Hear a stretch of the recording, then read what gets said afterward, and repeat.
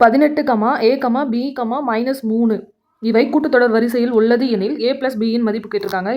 கூட்டுத்தொடர் வரிசையில் common difference கண்டுபிடிக்கிறதுக்கான formula T2 - T1 = T3 - T2 = T4 - T3 அப்படின்ட்டு போயிட்டே இருக்கும். நாம் எந்த ரெண்டையும் நம்ம எடுத்து ஈக்குவல் பண்ணலாம். நம்ம இதையும் எடுத்துப்போம்.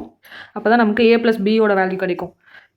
T2 - T1 = T4 -